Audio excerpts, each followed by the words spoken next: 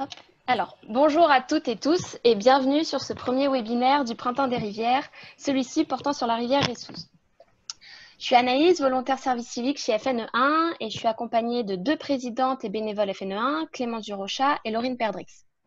Nos invités aujourd'hui sont Antoine Bossonnet, chargé de mission rivière au syndicat de rivière du bassin versant de la Ressouze, et Héloïse Grimbert, chargée de mission pollution diffuse dans ce même syndicat. Nous sommes donc en direct sur Facebook avec en plus des spectateurs sur Zoom. Le webinaire sera sous forme de questions-réponses entre les chargés de mission du syndicat et moi-même sur différentes problématiques de la Ressouze. Donc vous pouvez poser vos questions en commentaire sur Facebook sous cette vidéo ou bien dans la catégorie questions-réponses Zoom. Et à la fin de chaque problématique, Laurine et Clémence les récupéreront et nous les lirons et on essaiera d'y répondre à toutes. S'agissant des différentes sources, notamment les sites internet que nous allons citer, nous allons vous les mettre à disposition en commentaire sous cette vidéo et par mail individuel pour les participants Zoom. Donc, les questions techniques vues, passons au vif du sujet. Le Printemps des rivières est un projet qui vise à sensibiliser les habitants aux rivières qui coulent près de chez eux avec trois approches. Une approche technique ayant pour objectif d'apprendre et de faire comprendre les problématiques qui touchent les rivières en général, mais en particulier celles du département de l'Ain. Une approche philo-poétique et une approche citoyenne. Ce webinaire s'inscrit donc dans l'approche technique du Printemps des rivières. Aujourd'hui, nous allons échanger sur les atteintes qui touchent une rivière très impactée dans l'Ain, la Ressouze. Elle est la plus longue rivière du département de l'Ain. Elle prend sa source à Journan et se jette dans la Saône à Pot-de-Vaux. Alors, j'ai juste un petit problème avec le diaporama. Je suis désolée. Hop, là. Et normalement, on doit être... Voilà, je suis désolée. Donc, la Ressouze prend sa source à Journan, elle se jette à Pot-de-Vaux. En plus d'avoir le titre de la plus longue rivière du département de l'Ain, le Progrès affirmait en 2018 qu'elle était souvent considérée comme la plus polluée de France. Nul n'est sans savoir qu'à notre époque, les rivières sont des victimes directes des activités humaines. La pollution, mais pas que, il y a les sécheresses, la disparition des zones humides, l'atteinte à la morphologie, etc. Mais chaque rivière n'est pas atteinte de la même façon. Une rivière en zone rurale n'aura pas les mêmes problématiques qu'une rivière en zone urbaine. L'objet de ce webinaire est donc de vous permettre de mieux connaître la rivière Ressouze grâce aux chargés de mission de son syndicat, de leurs explications sur les problématiques qui la touchent, leurs causes, leurs impacts, les actions mises en place pour les vaincre et ce qu'il faudrait faire en plus idéalement. Donc la première problématique que nous allons aborder est la sécheresse. Pendant notre échange avec Antoine et Héloïse, je vous invite à poser les questions que vous pouvez avoir sur la sécheresse, sur la Ressouze, et Laurine et Clémence nous les liront à la fin de cette thématique. Donc Antoine et Héloïse, est-ce que la sécheresse est une problématique du bassin versant de la Ressouze? Alors, du coup, bah oui, c'est une problématique du bassin versant, en particulier parce qu'il y a eu 3 années particulièrement sèches, enfin ces 3 dernières années. Ensuite, bah, c'est aussi un problème, pas uniquement sur la Ressouze, mais un peu sur toute la France, enfin le monde entier, avec le phénomène de réchauffement climatique et des sécheresses qui vont être sûrement de plus en plus récurrentes. Donc c'est un problème général, on va dire. D'accord. Et quel est l'état de la ressource en eau actuellement sur la Ressouze? Pour la ressource en eau, on regarde deux paramètres. Il y a les eaux de surface, donc le débit des rivières globalement, et aussi les eaux souterraines. Donc on regarde ces deux paramètres. Il y a eu un hiver assez doux, enfin ouais, particulièrement doux, et pas énormément de précipitations, ce qui fait que au niveau des débits de la Ressouze, par exemple au mois d'avril, on avait un débit moyen d'un mois d'août en général, donc c'était assez préoccupant. Là, il y a eu quelques précipitations, donc on va dire qu'on est dans une moyenne d'un mois de juin, en ce qui concerne les débits. Et en ce qui concerne les nappes souterraines, donc il y a plusieurs stations de suivi de niveau des nappes. Et la nappe de la Dombe, couloir de Sertine, est à un niveau assez bas et il y a même un arrêté sécheresse concernant les eaux souterraines, donc sur la partie Dombes, couloir de Sertine. Donc, on n'est pas forcément dans des niveaux très hauts et suite aux 3 années de sécheresse, il n'y a pas eu spécialement de recharge. Donc c'est quand même un peu préoccupant. Mm. Et est-ce qu'il y a des secteurs qui sont plus touchés sur le bassin versant de la Reyssouze? Alors sur la Reyssouze, il y a la traversée de Bourg-en-Bresse, où il y a la Reyssouze qui est canalisée, voire bétonnée. Donc comme on voit sur les photos, il y a des faibles hauteurs d'eau. En plus, le béton réverbère la chaleur, donc il y a un fort réchauffement. On a même observé, avec les suivis de la ville de Bourg, des réchauffements de plus 5 degrés entre l'amont et l'aval de Bourg, ce qui est énorme. Voilà. Il y a aussi des affluents de la Reyssouze, comme le Junion, qui se jette dans la Reyssouze à Viria, le Salançon, qui sont des petites rivières qui sont particulièrement touchées, où il y a certaines zones qui peuvent être à sec en cas de forte sécheresse. Et quels sont les impacts de ces sécheresses? Comme je disais, déjà, l'impact principal, c'est un fort réchauffement de l'eau. Après, il y a aussi des impacts aussi au niveau de l'agriculture, mais aussi à ça. Et du coup, quelle est l'importance de la température de l'eau? Vu que vous me parlez du fort réchauffement de l'eau, quelles en est les conséquences d'une forte température? Et du coup, il y a des espèces qui sont particulièrement sensibles à la température, qui ne survivent pas au-delà d'une certaine température. Par exemple, la truite qui peut tolérer des températures jusqu'à 22-23 degrés. Et dès qu'on est au-dessus, c'est possible pour elle de vivre dans cet habitat. Et donc, on a les espèces les plus sensibles qui ne peuvent pas survivre à ces températures. D'accord. Et quelles sont les actions Non, d'abord, qu'est-ce qui favorise les états de sécheresse? Par exemple, pardon, pas les états de sécheresse, mais la température de l'eau. Alors, pour maintenir une température correcte, il faut qu'il y ait une bonne ripisylve présente, comme on voyait sur la photo d'avant, donc des arbres tout le long de la Reyssouze qui permettent de faire de l'ombre et de limiter le réchauffement.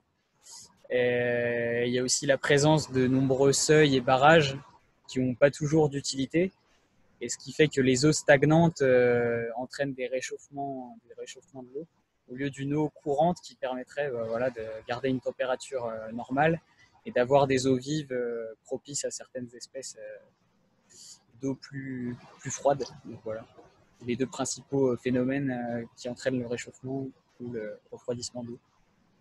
D'accord. Et quelles sont les actions qui sont réalisées sur le territoire pour essayer de vaincre ces sécheresses et par quels acteurs? Alors, il y a déjà la tenue des le comité départemental de l'eau, qui est organisé par la préfecture, qui réunit tous les acteurs, que ce soit syndicats de rivières, syndicats d'eau potable, syndicats agricoles, aussi différentes associations dont FNE. Et donc l'objectif, c'est de mettre tout le monde autour de la table et de prendre des mesures de restriction lorsqu'on arrive à des états de sécheresse, que chaque usage restreigne un peu ses besoins en eau. Donc voilà, tout ce qui est interdiction d'irriguer la journée, etc. Voilà, donc c'est à l'échelle départementale, le comité départemental de l'eau qui régule ça. D'accord. Et est-ce qu'il y aurait des actions qui permettraient d'aller plus loin, qu'il faudrait mettre en place? Et les actions, il y a les actions aussi individuelles, que ce soit de faire des économies d'eau, donc chacun pourrait faire. Il y a tout ce qui est aussi la question de la sensibilisation, que dès le plus jeune âge, on soit sensibilisé à économiser l'eau, réutiliser l'eau. Donc voilà, c'est déjà des pistes des Du pistes coup, d'action. ouais, ma question d'après, c'est quel est le rôle du citoyen selon vous? Donc, le citoyen a vraiment un rôle à jouer sur les sécheresses. Oui, bah, il a le rôle de déjà montrer l'exemple en économisant l'eau, voilà, réutilisant l'eau de pluie qui pourrait être voilà, pour des économies à faire. Et puis, ouais, il y a aussi le rôle dans ses actions plus généralement politiques, de ses choix Mm. qui orientent vers des économies d'eau. D'accord. Alors maintenant, je vous pose... Du coup, Anaïs, Mm. il y avait une question de Marion sur Facebook. Est-ce qu'il y a des prélèvements de l'eau agriculteurs ou refroidissement, par exemple? Oui, oui, bah, il y a des agriculteurs qui prélèvent de l'eau, que ce soit pour abreuver le bétail ou alors, dans certains cas, pour irriguer. Donc après, quand il y a des arrêtés sécheresse, il y a aussi une réglementation qui se durcit de plus en plus.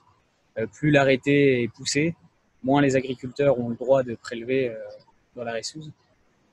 Et pour le refroidissement, je sais pas. Je vais demander à Héloïse peut-être. Pour l'instant, à ma connaissance, pas vraiment, mais non, en fait, je ne saurais pas vous dire plus que ça. Je vous propose du coup de passer à la deuxième thématique, les inondations. Est-ce qu'il y a des risques d'inondation sur le bassin versant de la Ressouze? Et si oui, quels sont les secteurs? Alors, ouais, du coup, j'enchaîne aussi sur ce thème. Après, je laisserai un peu la parole à Héloïse quand même. Donc oui, il y a des risques d'inondation sur le bassin versant, particulièrement donc, sur la ville de Bourg-en-Bresse, Cras-sur-Ressouze et Pont-de-Vaux. D'accord. Et quelles sont les causes de ces inondations? Donc, tout d'abord, les crues et les inondations sont des phénomènes naturels. Donc la première cause, c'est la pluie. Ça, c'est même bénéfique pour les rivières qui y ait des crues et le transport solide, etc. Ensuite, il y a aussi des facteurs aggravants, entre guillemets, donc certains choix d'urbanisation, avec s'il y a des constructions d'habitations dans des zones inondables, forcément, et aussi l'augmentation des surfaces imperméabilisées, la diminution du nombre de zones humides qui peuvent être des facteurs aggravants qui augmentent ce risque d'inondation. D'accord. Et quelles sont les actions réalisées pour essayer de vaincre les impacts que causent les inondations? Du coup, il y a d'une part des vannages automatisés. Donc, il y a plusieurs bras de la Ressouze à Bourg-en-Bresse et des vannages automatisés qui répartissent le débit entre les bras pour limiter le débordement, pour qu'il se fasse le plus tard possible. Ensuite, il y a chaque moulin, donc il y a particulièrement beaucoup de moulins sur la Ressouze. Chaque propriétaire doit ouvrir ses vannes en crue, enfin, ça fait partie de la loi, même ils pourraient être pénalisés s'ils ne le font pas et que ça génère des dégâts. Ensuite, au niveau de l'urbanisme, il y a aussi des PPRI, donc c'est plans de prévention des inondations, qui fixent un zonage avec des zones inondables et non inondables, et donc constructibles ou non constructibles. D'accord. Voilà. Et enfin, il y a aussi les digues. Donc, le syndicat du bassin versant de la Ressouze qui est gestionnaire des digues au titre de la GEMAPI, avec particulièrement la digue de Cras-sur-Ressouze, dont on voit la photo. Et est-ce qu'on pourrait aller plus loin? Est-ce qu'il y aurait d'autres actions à mettre en œuvre?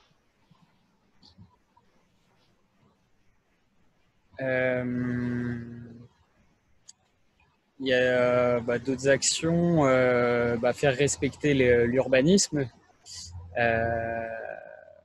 faire toujours être vigilant à ce qu'il n'y ait pas de projet d'urbanisme en zone inondable et qu'on ne prenne pas de volume inondable naturel. Il y a préserver et restaurer les zones humides, donc, qui ont un effet tampon sur les crues, donc on peut stocker une partie de la pluie au lieu qu'elle ruisselle directement dans la rivière. Et puis aussi désimperméabiliser le plus possible. Donc, désimperméabiliser les toitures, les parkings, et notamment des projets de désimperméabiliser des cours d'école, des cours de collège, etc. Ouais, on pourra voir ça tout à l'heure avec l'artificialisation des sols, où justement il y a des images de toitures et de cours végétalisés. Est-ce que, selon vous, le citoyen a un rôle à jouer sur les inondations? Alors, Oui, vas-y. il a d'autant plus un rôle à jouer parce que, en fait, il a la possibilité d'aller consulter la création ou la révision des plans des PLU. Oui. Et il a le droit d'exercer son droit de regard sur les différents classements des zones sur une commune et de faire savoir que un éventuel projet de construction d'un lotissement ou quelconque sur une zone inondable n'est pas acceptable. Voilà. Donc, il a ce rôle à tenir aussi. Il a la possibilité d'aller consulter les documents d'urbanisme en mairie pour voir ce qui se passe sur la commune. D'accord. Est-ce qu'il y a des questions sur les inondations? Il n'y a pas de questions sur Facebook pour l'instant. D'accord, donc si jamais il y en a, on les prendra après. Donc je vous propose de passer aux zones humides qui étaient importantes pour les inondations. Quel est l'état des zones humides sur le bassin versant? Alors, les zones humides sur le bassin versant, comme dans la plupart des zones humides en France et même dans le monde, elles sont dans un état un peu inquiétant parce que on a perdu près de, je crois, entre 40 et 50% des zones humides depuis une quarantaine d'années, je crois. Ouais. Donc, on a un peu de soucis à se faire, notamment avec les différentes sécheresses qui s'accumulent d'année en année. Et voilà, elles ne sont pas en très bon état. Et on a besoin de les préserver, de les restaurer pour certaines et de les défendre aussi. Ouais. Et du coup, quelles sont les menaces qui pèsent sur les zones humides et quelles sont les activités à l'origine de ces menaces? On a une espèce d'urbanisation galopante, aussi de l'artificialisation des sols, par exemple la construction de zones artisanales, de zones commerciales, comment dire, d'entrepôts de logistique, enfin, et puis ou même carrément la construction de lotissements dans les campagnes. On a ça, on a aussi l'assèchement de certaines terres pour implanter des cultures. Voilà, essentiellement, c'est de l'urbanisation, c'est de l'agriculture. Ça peut être aussi parfois l'exploitation de carrières. On en a une ici tout près du syndicat. L'exploitation de gravier pour la construction, pour l'aménagement routier. Enfin, voilà. D'accord. Et quelles sont les actions qui sont mises en œuvre pour essayer de les protéger et par quels acteurs? Alors, le syndicat de la Reyssouze, sur son bassin versant, mène des actions de restauration. Vous avez un bel exemple, notamment sur les photos qui vous sont présentées ici, sur le marais du Dévorat, qui est un marais qui a la particularité d'être dans la ville de Bourg-en-Bresse. Et donc, en fait, on a remis à jour, au jour même, ce marais qui était en train de se revégétaliser, un peu de s'étouffer avec des ronces et puis des arbres, des acacias, etc. Et on a réouvert ce milieu parce qu'on y a trouvé une espèce importante de libellule qui est l'agrillon de mercure. Et cette libellule, qui est une espèce à protéger, a besoin d'un milieu humide comme ça, d'eau un petit peu courante et de végétation pour pouvoir se reproduire. D'accord. Et on a la chance à Bourg-en-Bresse d'avoir ce marais qui est le lieu de reproduction et de vie de cette libellule. Il y a un autre petit marais qui n'est pas très loin non plus, qui est le marais de la Chagne, qui a les mêmes, où on trouve la même libellule aussi. Et donc, depuis 2018, on a fait des travaux de réaménagement de ce marais, d'ouverture de milieu. Et ce qui a permis donc de gagner en mise en lumière de cet endroit et de voir la population de libellules augmenter. D'accord. Et est-ce qu'il y a d'autres actions qui pourraient être mises en œuvre pour arranger l'état des zones humides sur le bassin versant? Oui, c'est aussi de travailler avec les agriculteurs, parce que sur le bassin versant de la Reyssouze, on a la surface agricole sur le bassin versant de la Reyssouze représente 61% de la surface totale du bassin versant. Donc, ce n'est pas négligeable. Et l'idée, c'est de pouvoir travailler sur ce qu'on appelle le drainage intelligent. C'est-à-dire oui à l'assainissement de certaines parcelles, mais tout en préservant quand même un côté humide sur ces zones d'exploitation agricole. Alors, c'est un projet qui est émergent, je ne pourrais pas m'étendre sur la question, mais voilà, c'est un souhait de la profession, justement, de travailler sur cette thématique-là. Parce qu'en agriculture, on se rend de plus en plus compte qu'on est face aux sécheresses et à la perte quand même de certaines cultures lors de ces périodes de sécheresse intense. Voilà. Et Attends, Anaïs, peut-être on va répondre aux questions parce qu'il y a 3 questions sur Facebook, sinon je pense qu'on va être perdu dans les questions. Il y avait une première question, c'était est-ce que les chiffres pensés par Héloïse, ils concernent le département de l'Ain ou est-ce que ce sont des chiffres nationaux? C'est national. Ok. Et du coup, après, il y avait une autre question au sujet des inondations. Que dire du bassin d'orage créé à Bourg-en-Bresse? Sur le bassin d'orage créé à Bourg-en-Bresse, c'est pas vocation des inondations, mais c'est vocation de la qualité. C'est pour stocker les eaux, un mélange d'eau pluviale et d'eau usée en cas d'orage, de le stocker pour qu'il soit traité par la station d'épuration, alors qu'avant, ce surplus de volume d'eau usée et d'eau pluviale allait directement dans la Reyssouze. Donc c'est surtout pour la qualité plus que pour les inondations. Ok, merci. Et une dernière question, est-ce qu'il pourrait être envisagé de restaurer les berges de la Reyssouze à Bourg, du type renaturalisation?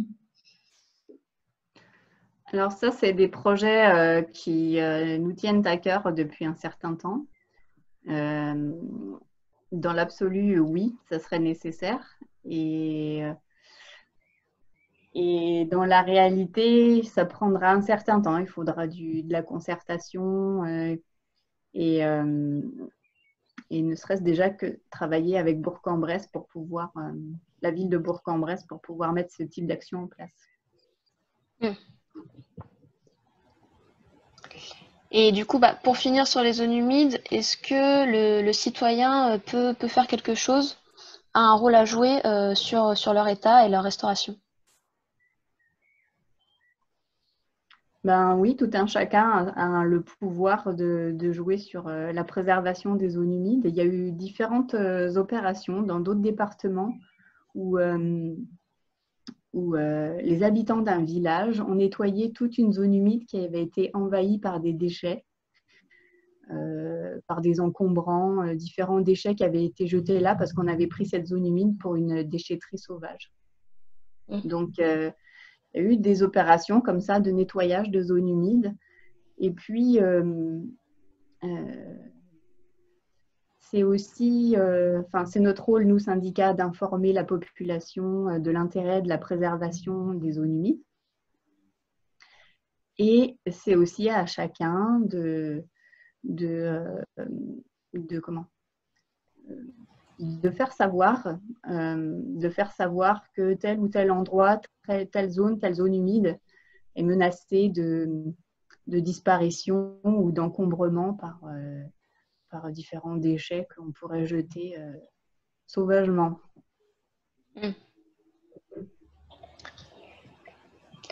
Du coup, si on en a terminé avec les zones humides, est-ce qu'il y a des questions? Il y avait un commentaire du groupe herpétologique de l'Ain, donc nos amis de la LPO qui s'occupent des serpents, qui disent oui, renaturalisons la résouze, sinon elles font comment les couleuvres pour revenir au bord de cette rivière? Donc voilà, c'était le petit clin d'œil des herpétologues. Très bien, merci. Du coup, maintenant, je vous propose de passer à l'artificialisation des sols. L'artificialisation est-elle une problématique sur le bassin versant de la Reyssouze? Oui, tout à fait. Notamment, c'est en lien aussi avec ce dont on vient de parler, comme les zones humides, par exemple. On se retrouve avec une expansion des villages, des villes assez importantes qui prennent de la surface, ne serait-ce que pour construire des habitations ou bien des zones commerciales. Et aussi, comme je vous le disais tout à l'heure, on a une forte surface agricole sur le bassin versant de la Reyssouze et on a une bonne partie de ces parcelles qui ont été drainées parce qu'il y a eu un grand plan de drainage dans les années 70-80 pour pouvoir produire des cultures et assainir les sols. Et oui, c'est une problématique parce qu'on se retrouve avec dès qu'il pleut un peu fort, avec des poussées d'eau assez intenses. On a des crues qui sont assez rapides et qui viennent aussi rapidement, qui s'en vont aussi rapidement qu'elles sont venues. Mais en même temps, elles peuvent causer des dégâts assez importants si les quantités d'eau sont elles-mêmes très importantes. C'est essentiellement les problèmes qu'on trouve sur le bassin versant, mais on les trouvera sur tous les bassins versants de France et d'ailleurs. Ouais.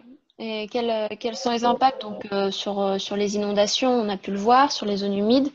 Vraiment, quels sont les impacts directs de l'artificialisation, notamment sur toutes les problématiques qu'on vient de voir? Du fait que cette eau ruisselle sur des surfaces imperméables, elle ne va pas descendre en profondeur dans les sols et ainsi recharger les nappes. Et ça crée des zones de ruissellement assez forts. Et cette eau ne s'évacue pas par là où elle devrait s'évacuer, c'est-à-dire filtrée à travers les sols, mais elle emprunte des surfaces bitumées, bétonnées, et qui empêche cette eau de s'infiltrer en fait. Et est-ce qu'il y a des actions qui sont, en plus de celles qu'on a pu voir précédemment, qui sont mises en œuvre pour essayer de vaincre les impacts de l'artificialisation? Pour l'instant, on agit plutôt par... jusqu'à présent, on agissait plutôt par une espèce de contrainte réglementaire. Et maintenant, de plus en plus, on travaille avec des bureaux d'études justement sur la débétonisation, la désimperméabilisation des cours, faire en sorte que les parkings ne soient plus bitumés mais filtrants. L'Agence de l'eau, d'ailleurs, finance des actions de ce type-là, notamment dans son projet Désimperméabilisons les cours d'école, Notamment, la ville de Bourg-en-Bresse s'est lancée dans cette opération. Il y a une première école où ils ont commencé à travailler sur la désimperméabilisation. D'accord. Et est-ce que le citoyen peut faire quelque chose à son échelle? Il peut lui-même proposer des actions à son maire, au conseil municipal. Voilà, il a tout à fait le pouvoir de faire porter sa voix et de faire savoir qu'on peut faire autrement. Voilà, on peut faire en sorte que les eaux pluviales soient récupérées, filtrées, plutôt qu'évacuées au travers des tuyaux bétonnés des égouts, en fait. D'accord, ouais. Et qu'on les retrouve dans les stations d'épuration à encombrer les stations d'épuration, alors que ces eaux-là, elles auraient pu profiter à bien d'autres choses, et notamment à recharger les nappes.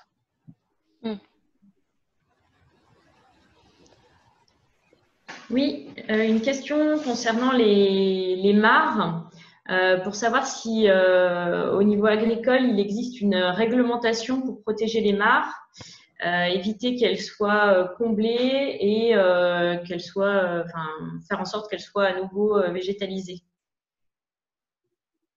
Alors, à ma connaissance, comme ça, j'ai pas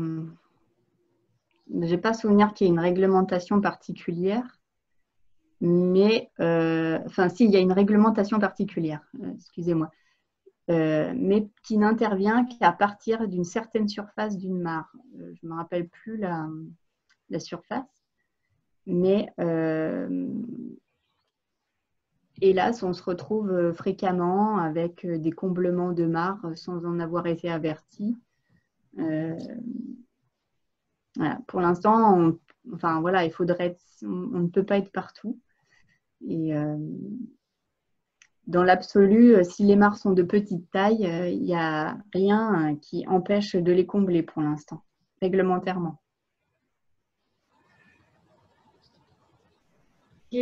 On a une autre petite question sur les zones humides. Il semble, la DDT dirait que les zones humides ne représenteraient que 9% du territoire. On demande si c'est exact, mais je ne sais pas si vous avez la donnée là en tête. Alors, je n'ai pas cette donnée-là en tête.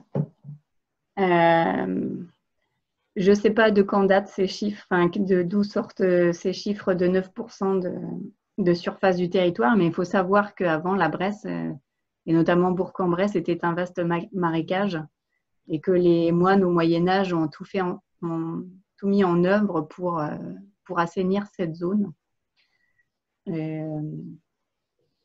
Donc, actuellement, oui. J'en sais rien. Est-ce qu'il n'y aurait que 9% des zones humides sur le territoire du bassin versant? Je ne saurais pas répondre. Mais voilà, si on remonte le temps, ce n'était pas du tout le cas. Une question sur la plaine tonique. Quelqu'un qui est riveraine de la plaine tonique et qui pose la question de savoir s'il est possible de faire des zones qui soient sans accès au public, pêcheurs, voitures, etc., pour éviter de déranger la faune.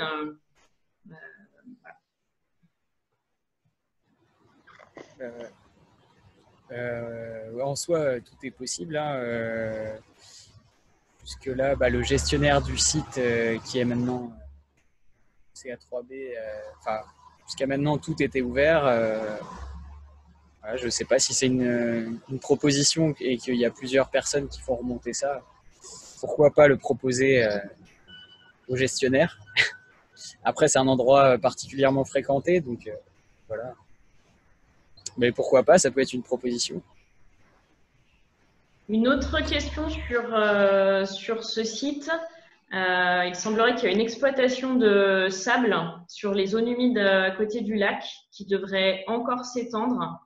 Est-ce que vous savez si l'autorisation a été donnée pour ce projet? Apparemment, cette autorisation a été donnée puisque actuellement la carrière est en exploitation.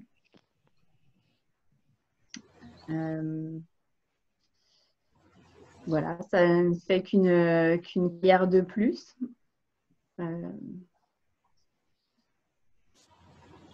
Je pense que ça aurait peut-être pu être géré d'une autre manière. Il nous est arrivé récemment de travailler avec l'exploitant de cette carrière pour justement trouver des zones de compensation et des actions de compensation de destruction de milieux humides pour l'exploitation de carrières, enfin de gravier. Voilà, je pense que ça aurait été judicieux qu'on fasse de même pour cette surface-là.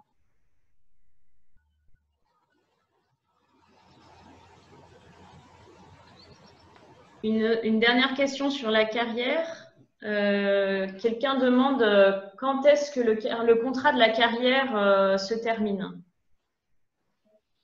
Si vous avez l'info. Bonne question, mais je crois que c'est pour bien une bonne 10-20 ans d'exploitation. Je n'ai pas les documents d'autorisation exacts, mais okay. Je ne sais pas, Héloïse, si tu as les dates. Non, je ne saurais pas dire, mais étant donné la surface qui est actuellement exploitée, là, qui est nouvellement exploitée, je pense que la durée est un peu plus réduite que 10-20 ans parce que c'est une toute petite surface quelque part par rapport au reste qui a déjà été exploité. Mais bon, voilà, ils n'en sont qu'au début. La partie qui était sur l'écheroux, ils ont terminé de l'exploiter, donc ça a duré environ 7 ans. Voilà.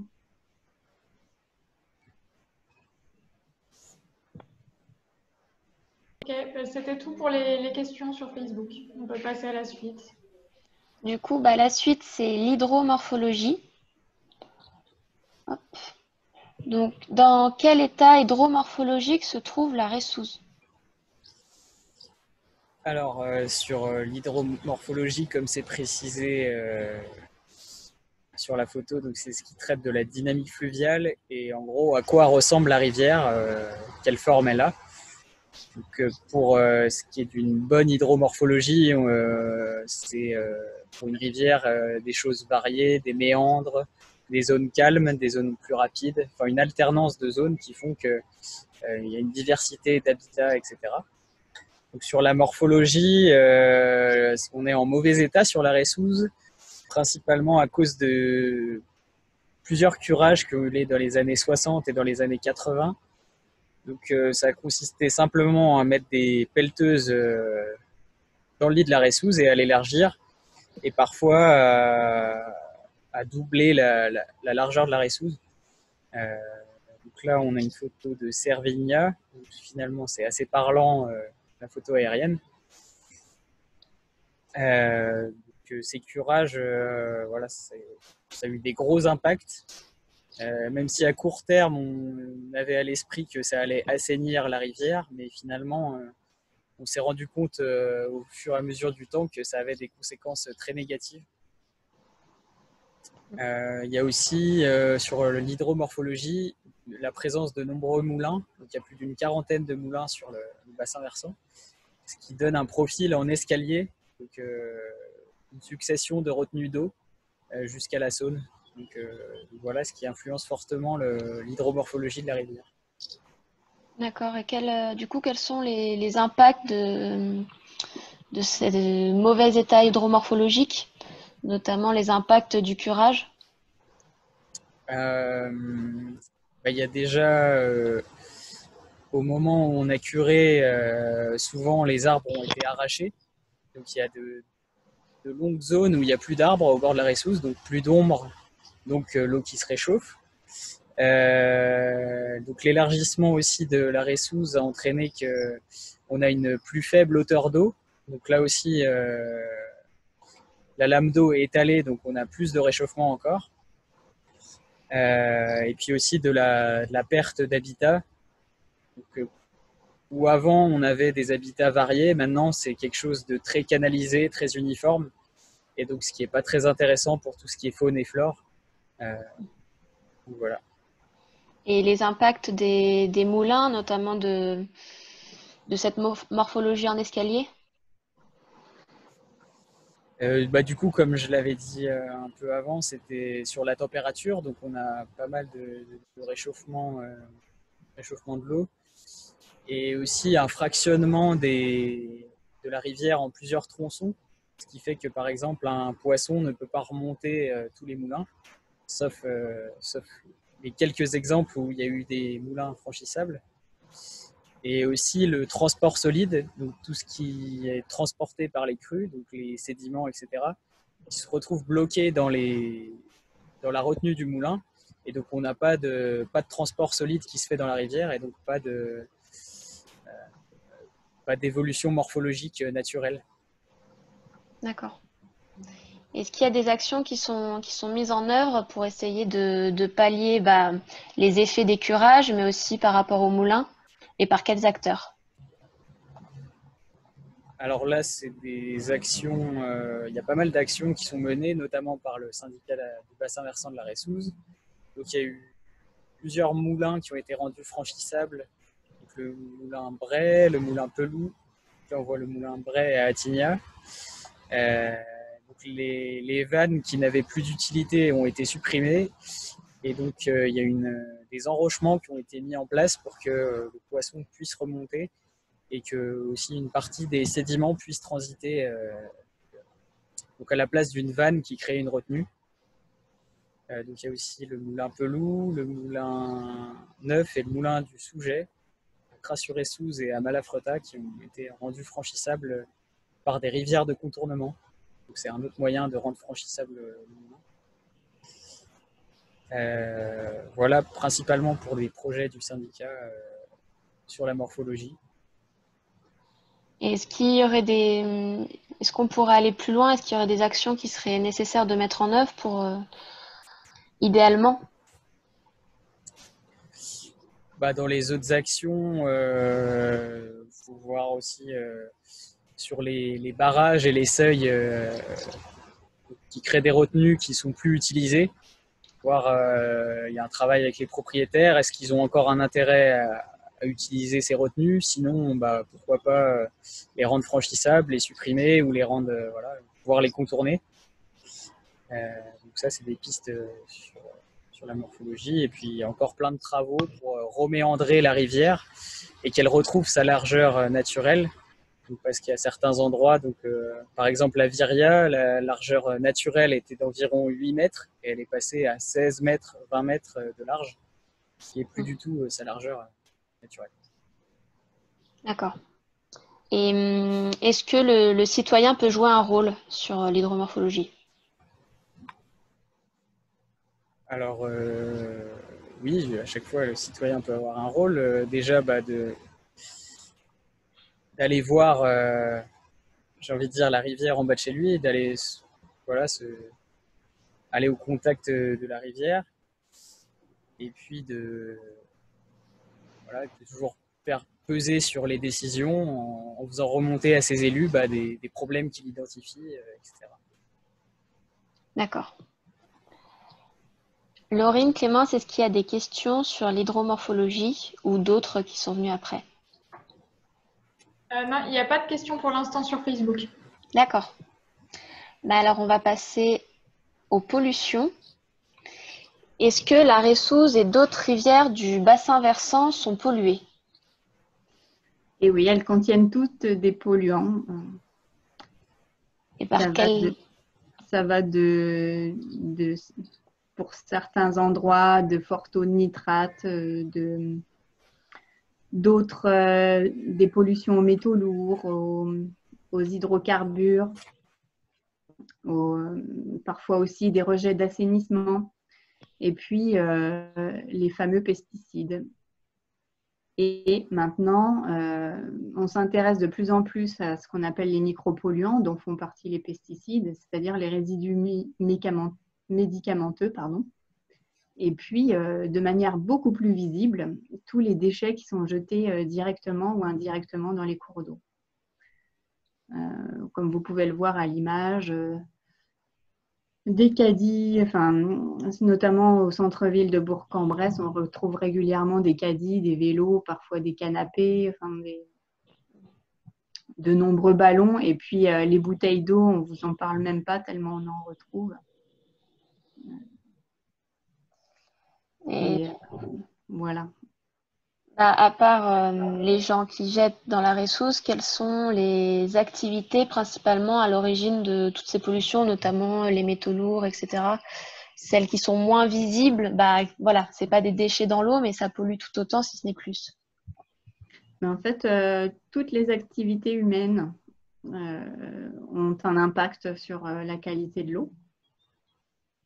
Que ça aille aussi bien du simple particulier aux industries, l'agriculture, les rejets d'assainissement un peu sauvages directement dans les cours d'eau, enfin, parce que telle ou telle maison n'a pas été raccordée, soit n'a pas un assainissement autonome, ou soit n'a pas été raccordée au système d'assainissement communal.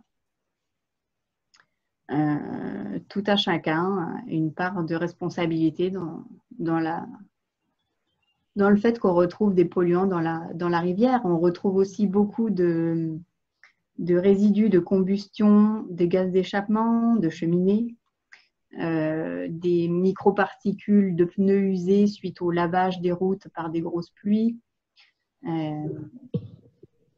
Voilà, et puis parfois des peintures, différents produits de ce type-là.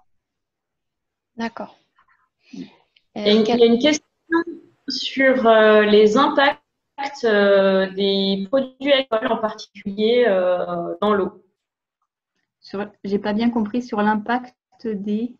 Les impacts en particulier des produits agricoles. Des produits agricoles, mais qui ne sont pas que agricoles. Hein.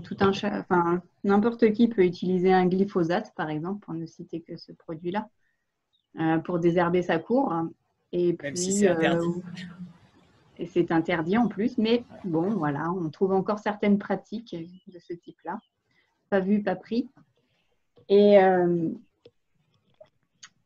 quel est l'impact? Eh ben, on a des impacts sur la faune et la flore, une perte de biodiversité. Parfois, on a des problèmes avec certains produits qui sont perturbateurs endocriniens, donc on peut retrouver des problèmes de reproduction sur les populations piscicoles aussi. On peut retrouver aussi des pollutions qu'on appelle ponctuelles. Par exemple, je ne sais pas moi, on a eu le cas une fois d'un camion qui était rempli de détergent lave-vaisselle qui s'est renversé. Enfin, la remorque a pris feu, les pompiers sont venus éteindre le feu et tout le produit détergent est parti avec l'eau d'extinction du feu dans un fossé en bord de route. Et ensuite est allé rejoindre un petit ruisseau qui lui-même rejoignait la Ressouze et on a perdu une certaine quantité de poissons puisque l'eau en fait avait eu un pH de 11, donc une eau très invivable pour n'importe quel poisson ou n'importe quel être vivant en fait. Voilà, ça peut être aussi bien ce qu'on appelle des pollutions diffuses, c'est-à-dire qu'on ne les voit pas, mais elles sont là et elles se diffusent petit à petit et puis elles sont là entretenues tout le temps en fait.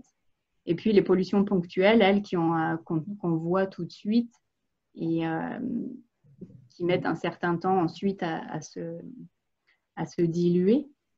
Et on est en présence en permanence d'agents polluants dans les cours d'eau. Et quelles sont les actions qui sont mises en place, que ce soit au niveau des pollutions agricoles, industrielles, de manière générale, quelles sont les actions qui peuvent être mises en place et qui sont mises en place et par quels acteurs? Alors, le syndicat, notamment, travaille beaucoup avec les communes, puisque les communes, au 1er janvier 2017, avaient interdiction d'utiliser des produits phytosanitaires pour l'entretien des espaces verts, des espaces ouverts au public, de la voirie. Donc, en amont et un peu en aval de cette date charnière, on a fait un gros travail avec la plupart des communes du bassin versant, où on a fait réaliser ce qu'on appelle des plans de désherbage communaux ou des plans de gestion différenciés des espaces verts, où on a fait tout d'abord un diagnostic des pratiques sur les communes.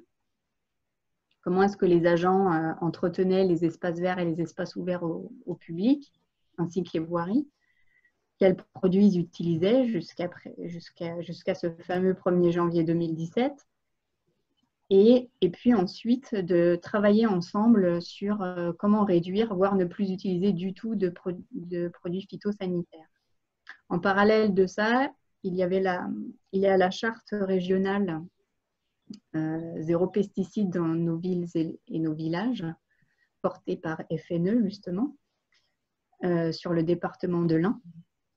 Et nous avons eu 4 communes sur le bassin versant qui ont signé la charte zéro pesticide entre 2017 et 2019.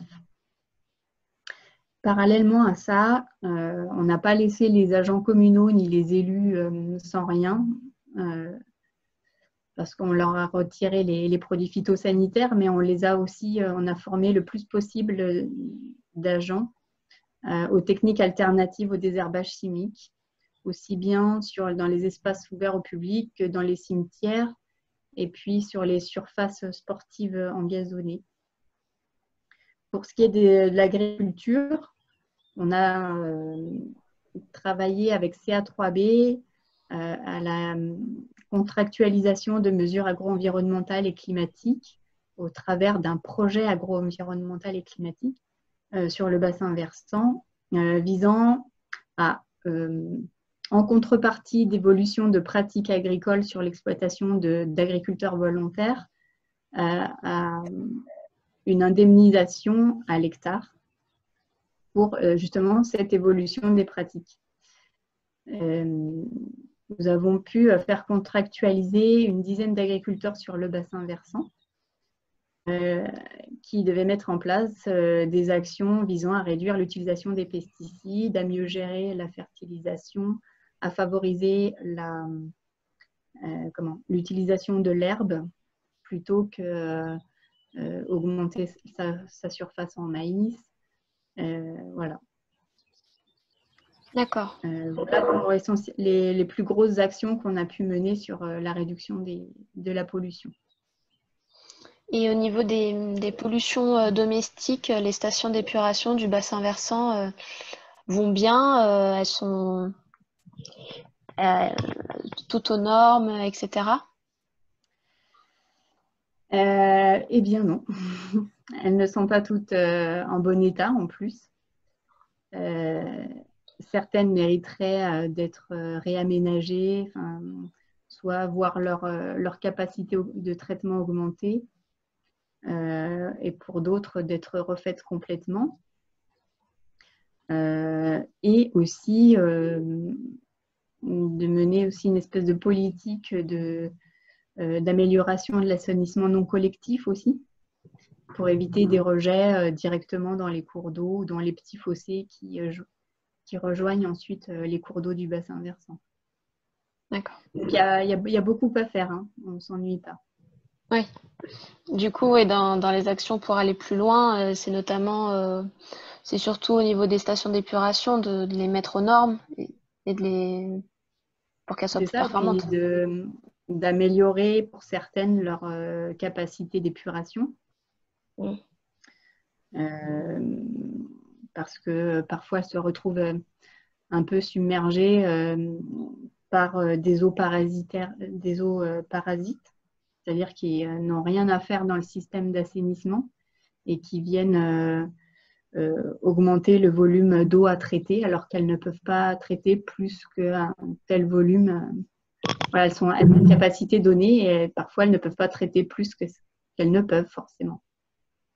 Donc tout ça est à revoir, notamment en regard de construction, de lotissement grandi. Enfin, voilà, l'accroissement de la construction d'habitations individuelles. Et en plus de tout ce que vous avez pu me dire, est-ce que vous voyez d'autres actions qui pourraient être mises en place ou qu'il faudrait mettre en place pour arranger l'état de la ressource? Ben oui, on a beaucoup de choses à faire. On a continué à travailler avec la profession agricole pour faire en sorte qu'il y ait une évolution dans les pratiques qui visent à utiliser le moins possible de pesticides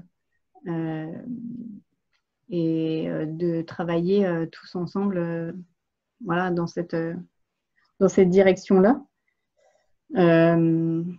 Et puis de continuer à être vigilant sur l'utilisation de produits qui pourraient paraître anodins, mais qui ont un impact quand même sur la qualité de l'eau et sur les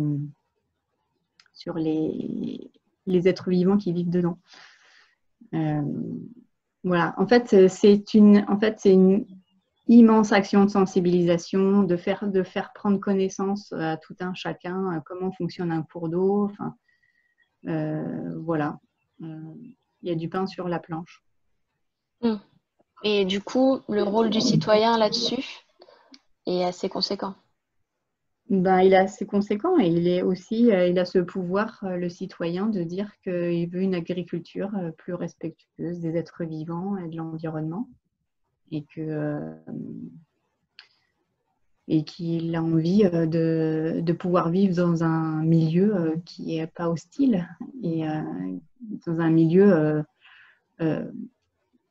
le plus sain possible. Il a ce pouvoir-là de manifester sa voix, enfin de faire entendre sa voix. D'accord. Il y a une question dans ce registre-là sur comment concrètement, est-ce que vous avez des exemples d'actions que peut mener le citoyen pour limiter son impact sur les sols et les rivières dans sa vie quotidienne? L'exemple de moins ou plus utiliser de pesticides et produits chimiques dans les jardins. Est-ce qu'au-delà, pour limiter ces pollutions diffuses? C'est de revoir aussi, que chacun revoie aussi son comportement à l'intérieur de sa maison, puisqu'on vient de parler du jardin. Il est tout à fait possible de jardiner sans pesticides avec des associations de plantes, l'utilisation des insectes auxiliaires, de bien préserver son sol, ne pas le surfertiliser. En fait, c'est de connaître ce qu'il y a autour de soi et puis aussi dans sa propre maison, ne plus utiliser de produits d'insecticides, de détergents issus de la chimie de synthèse. Enfin, voilà, c'est regarder ces pratiques, quels produits on utilise chez soi et regarder si on peut s'en passer et les remplacer ou voir essayer de faire autrement. Et ça, c'est tout un chacun. C'est aussi bien en agriculture que dans les communes, que dans des process industriels. C'est regarder comment on fonctionne et voir s'il n'y a pas moyen de faire autrement. Il y a aussi tout ce qui est la question des déchets, de produire le moins possible de déchets, où chacun peut, étant donné qu'on en retrouve beaucoup dans la ressource, ne serait-ce que ce que tu disais, Héloïse, des bouteilles en plastique, mais de produire le moins de déchets possible, parce que même après, s'ils sont triés ou expédiés dans une décharge, il peut toujours avoir des contacts avec les milieux naturels. Donc voilà, produire le moins de déchets possible, c'est aussi une action possible par tous.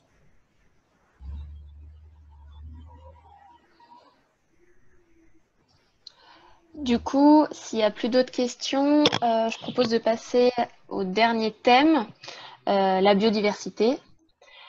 Quel est l'état de la biodiversité sur le bassin versant de la Ressouse? Alors, pour dire l'état de la biodiversité sur le bassin versant, on va dire mitigé à mauvais, pour pas dire mauvais et être totalement pessimiste. Mais globalement, pas très bon. Après, il y a on va dire, des petites poches où on constate quand même des regains de biodiversité, des espèces protégées, des espèces rares qui ont un fort intérêt. Donc, de ce point de vue-là, tout n'est pas perdu. Donc voilà, peut-être nos amis des associations naturalistes pourraient compléter toutes les espèces qu'il y a, comme le martin pêcheur, l'agrillon de mercure, comme on l'a dit, l'espèce de libellule protégée, tout ce qui est les chauves-souris, toutes les espèces de zones humides, des espèces piscicoles aussi, en particulier sur l'amont du bassin versant. On a la truite, des lamproies planaires dans le dévorat, des espèces piscicoles rares, enfin, plutôt rares. Voilà. Je ne sais pas, Héloïse, si tu as d'autres espèces aussi pour compléter. Ouais, on a notamment plutôt à l'aval, dans les prairies de la Reyssouze aval, du côté de Pont-de-Vaux, Saint-Bénigne, Servigna. On a du courlis, et puis en espèces végétales, de la Fritillaire pintade pour les connaisseurs. Voilà, des espèces qu'on retrouvait pas mal. On retrouve pas mal dans la vallée de la Saône aussi, dans les prairies humides de vallée de Saône. Mais globalement, enfin, voilà, c'est une biodiversité qui est à préserver parce qu'elle est fragile. Et justement, quelles sont les menaces qui pèsent sur cette biodiversité?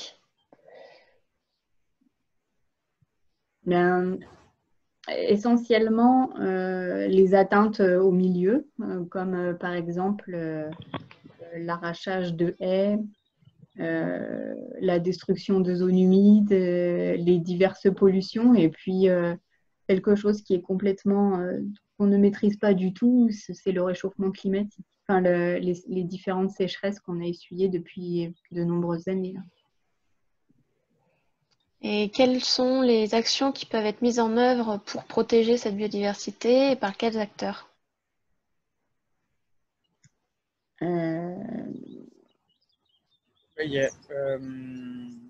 Sur la préservation de la biodiversité, il y a aussi qui est lié à la qualité de l'eau, toute la gestion de l'assainissement. Donc là, c'est CA3B et CCBS, enfin les deux Comcom qui ont cette compétence. Donc il y a aussi toutes les associations environnementales qui font un gros travail là-dessus, de recensement d'espèces, que ce soit Saint-Pétrum, FNE, la LPO, enfin tout un tas d'associations qui recensent le plus possible cette biodiversité et qui mettent en place des actions pour la préserver. Donc ça, c'est à saluer. Il y a aussi le syndicat du bassin versant de la Reyssouze qui à chaque fois prend en compte ces espèces d'intérêt et qui essaye de les préserver au maximum. Et qu'est-ce qui pourrait être fait pour aller plus loin, pour encore mieux protéger cette biodiversité? Si c'est possible. C'est que quasiment dans chaque projet, en fait, on intègre cette dimension biodiversité. Et dans chaque projet urbain, n'importe, de construction ou d'aménagement, c'est qu'on intègre à chaque fois cette dimension biodiversité, de savoir sur tel ou tel endroit qu'est-ce qu'on a comme faune, comme flore, est-ce qu'il y aura moyen de la protéger, de faire, est-ce que tel ou tel projet est réellement indispensable? Enfin, voilà, c'est se re-questionner sur la nécessité de construire, je ne sais pas moi, telle surface commerciale à tel endroit, par exemple. Et puis, c'est de faire en sorte de limiter les pollutions des milieux naturels de limiter l'impact du réchauffement climatique en replantant des haies, en restaurant les mares, en restaurant les zones humides. Voilà. Et est-ce que le citoyen a un rôle à jouer sur la biodiversité de la Reyssouze? et des rivières? Ben oui, il a toujours aussi son impact, enfin son pouvoir, c'est de prendre connaissance de tout ce qu'il y a autour de lui, de la nature. Et puis, il a ce pouvoir d'influencer les décisions politiques au travers de son maire, de sa commune. Voilà, il a aussi le pouvoir de faire porter sa voix. D'accord. Laurine, Clémence, est-ce que vous avez des questions? Alors moi, j'ai une question. Est-ce que vous savez s'il y a des projets ou s'il y a déjà sur certains secteurs soit sensibles, soit en jeu, des APPB, donc des arrêtés de protection de biotopes ou des projets d'APHN, des arrêtés de protection d'habitat naturel?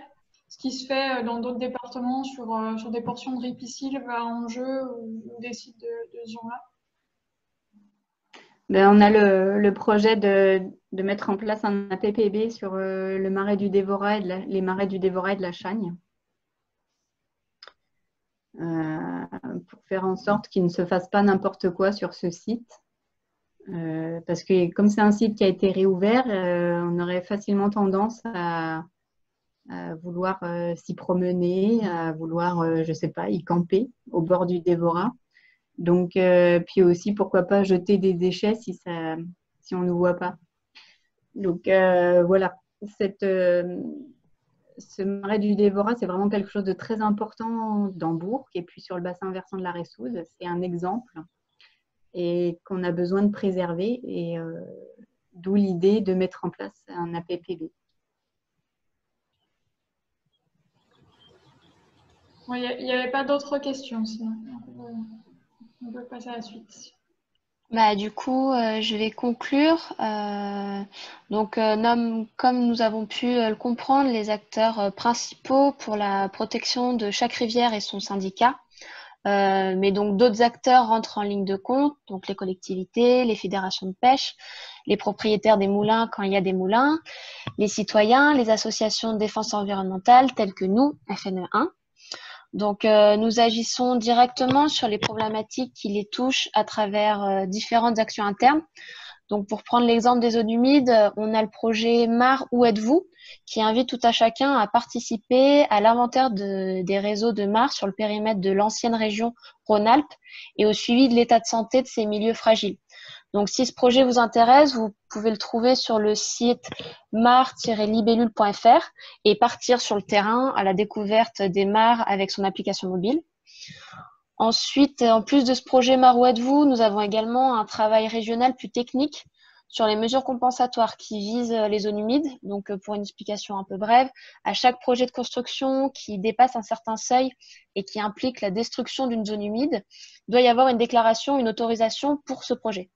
Donc, dans cette autorisation ou cette déclaration, on retrouve la séquence éviter, réduire, compenser, qui donne une hiérarchie dans les mesures de prévention à mettre en œuvre dans le cadre de ce projet de construction.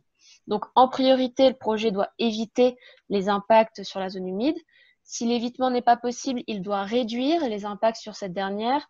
Et si et seulement si l'évitement et la réduction ne sont pas possibles, alors des mesures compensatoires doivent être mises en œuvre pour justement compenser les impacts sur la zone humide.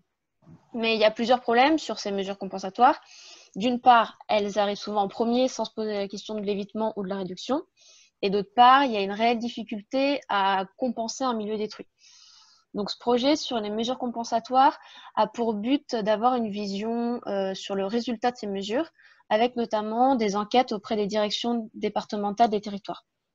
Ensuite, FNE1, on a un rôle institutionnel. Donc, dans les PLU, on en a parlé tout à l'heure, les plans locaux d'urbanisme. Donc, c'est des documents d'urbanisme qui permettent d'avoir une vision globale de l'urbanisation sur le territoire d'une commune, d'exprimer un projet urbain et de réglementer l'occupation des sols. Donc, dans ce cadre, on lutte contre les éventuels projets d'aménagement qui impactent la biodiversité, puisqu'FNE1 dispose d'un moyen d'annuler les autorisations de construction. Pour le marais du Dévorat, qu'on a vu tout à l'heure, par exemple, qui est une zone humide très menacée, et une des dernières, si ce n'est la dernière zone humide aux portes de Bourg, on avait réussi à obtenir le déclassement d'une partie du PLU qui l'impactait. Aujourd'hui, il y a de nouveaux aménagements prévus à proximité de ce marais qui sont aussi inquiétants, même s'ils ne sont pas directement sur la zone humide. Mais de manière générale, il y a énormément de PLU à suivre. On n'est pas assez nombreux pour les suivre, même si on essaye d'en suivre un maximum. D'ailleurs, en ça, on a toujours besoin de bénévoles motivés, notamment pour nous aider dans le suivi des PLU. Mais sans être bénévole dans une association environnementale, comme Héloïse nous l'a dit tout à l'heure, les citoyens peuvent aussi agir sur les PLU lors des enquêtes publiques dans lesquelles les habitants peuvent donner leur avis. Ensuite, dans notre rôle institutionnel, on joue également dans différentes commissions, donc comme la commission départementale de la préservation des espèces naturelles, agricoles et forestiers, ou le conseil départemental de l'environnement et des risques sanitaires et technologiques, au sein duquel on peut donner un avis sur les projets d'aménagement qui sont présentés. Donc dans ce cadre, pour revenir aux zones humides, nous sommes toujours très vigilants quand une zone humide est susceptible d'être impactée, en essayant notamment de faire changer les dossiers pour une meilleure prise en compte des zones humides. Et si on n'y parvient pas, alors notre rôle juridique rentre en action. Et dans ce cas-là, on peut aller en contentieux. Ça a été le cas notamment pour le lotissement des Elfes à Péronat ou la zone commerciale à Crotté. Enfin, dans ce rôle institutionnel, depuis peu, on s'investit également sur les problématiques de partage de la ressource en eau en participant au comité départemental de l'eau et notamment qui est notamment consulté lors de la sortie des arrêtés sécheresse. Et donc, pour finir sur le rôle de FNE1, on a un dernier rôle qui est un rôle d'éducation. L'éducation aux enfants comme l'éducation aux citoyens, puisqu'on agit toujours sous cette maxime que connaître, c'est déjà protéger. C'est dans cette démarche que s'inscrit le Printemps des rivières et que nous avons organisé ce webinaire avec Antoine et Héloïse du SBVR. Et dans cette fonction d'éducation, nous agissons aussi autrement sur les différentes problématiques que nous venons de voir, par exemple sur les sécheresses. Nous partageons les informations préfectorales relatives aux restrictions d'eau en période d'alerte, comme maintenant. Ces restrictions interdisant notamment le lavage d'auto chez soi. Sur les pollutions, nous menons un travail de sensibilisation pour ne pas jeter n'importe quoi dans l'eau et ne pas utiliser n'importe quel produit, notamment en relayant la loi Zéro Phyto dont on a parlé tout à l'heure pour les particuliers. Nous promouvons également l'agriculture biologique tout en invitant les citoyens aussi à lutter avec nous contre les pesticides. En ce moment, d'ailleurs, on a une enquête participative du suivi des conditions de vente des produits phytosanitaires dans les jardineries et sur Internet, pour lequel vous pouvez participer et retrouver toutes les informations sur notre site Internet. Donc, on vous mettra tous les liens tout à l'heure en commentaire.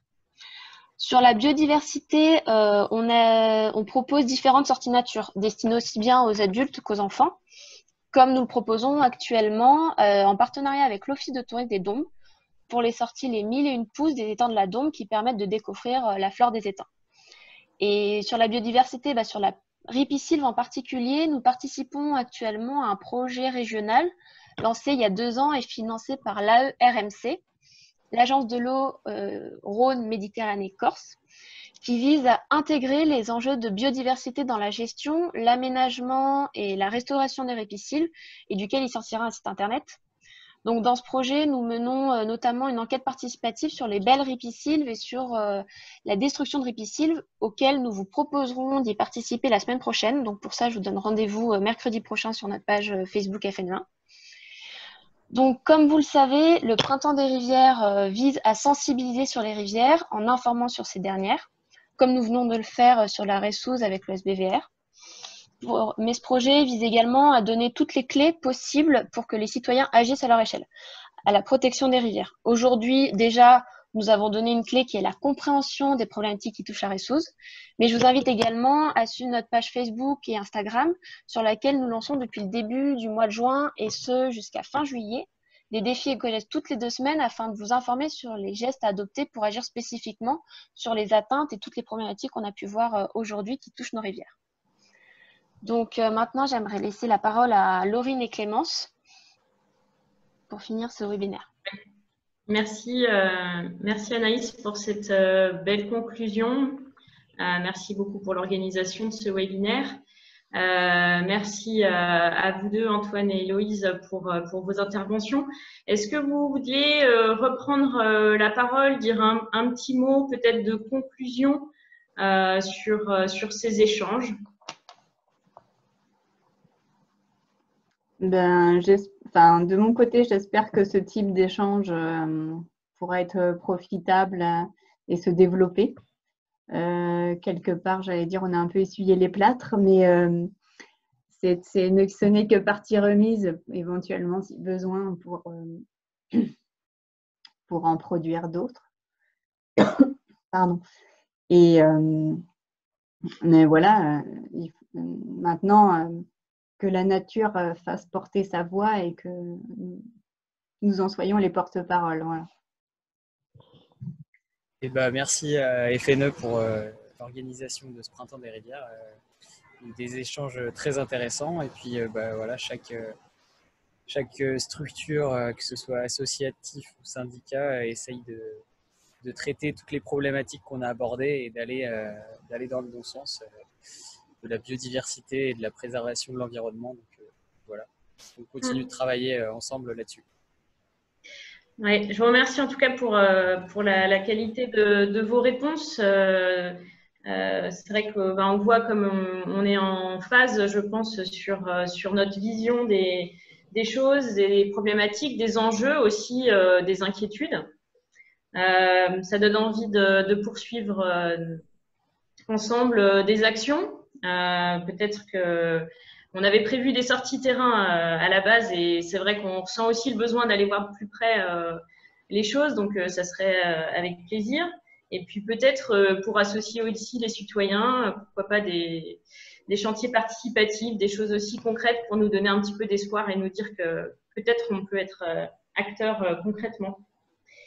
En tout cas, on a été entre 20 et 30 à suivre le webinaire. Donc, c'est une bonne participation pour un mercredi après-midi. On est content de ce premier essai.